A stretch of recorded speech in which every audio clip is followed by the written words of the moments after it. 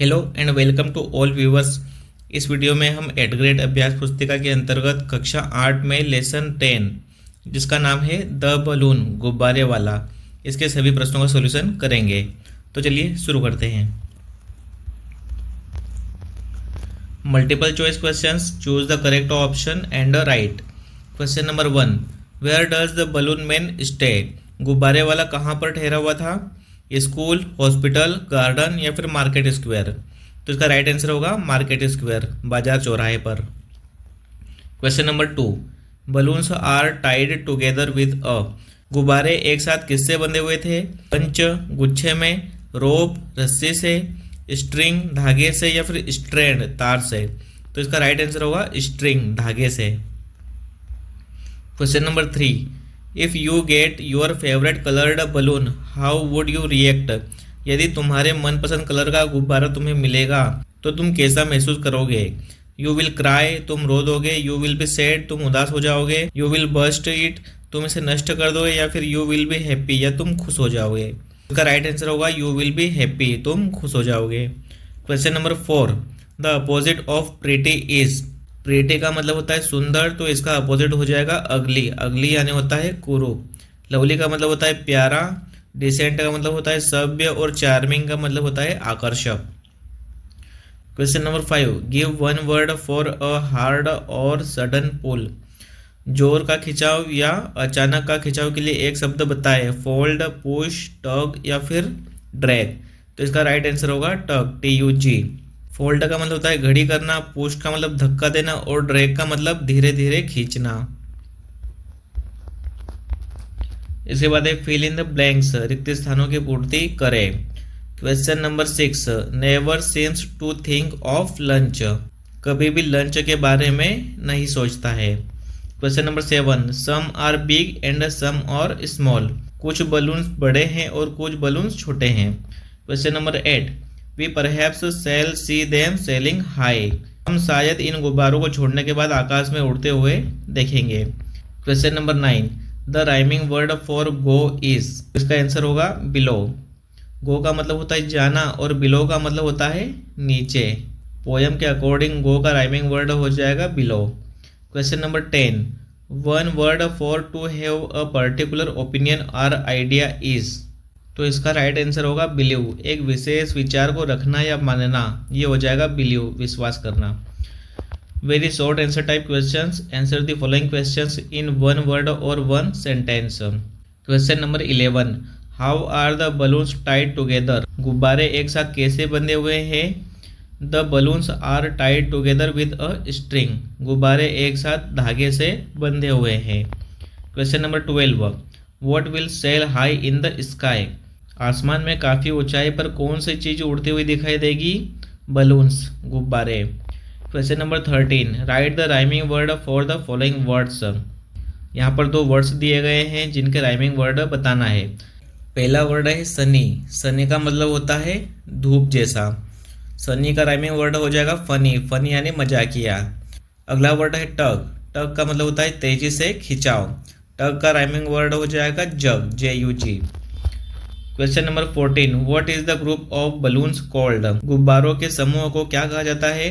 The group of balloons is called a bunch of balloons. गुब्बारों के group को गुब्बारों का गुच्छा कहा जाता है। इसके बाद है शॉर्ट आंसर टाइप क्वेश्चंस, लघु उत्तरीय प्रश्न।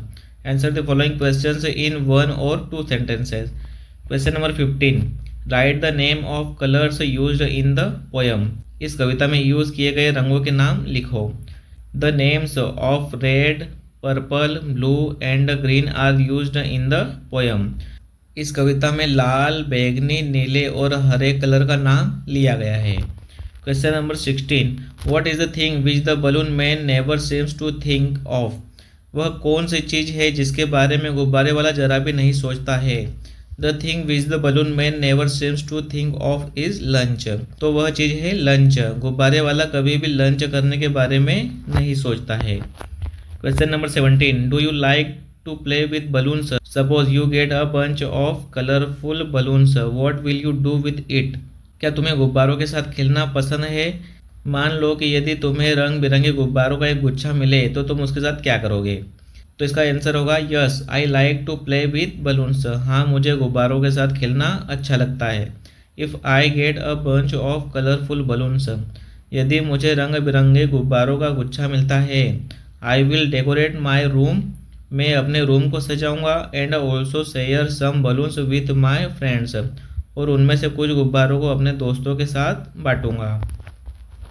Question number 18, write down all the rhyming words given in the poem. इस कविता में जितने भी राइमिंग वर्ड्स आए हैं उनको नीचे लिखे।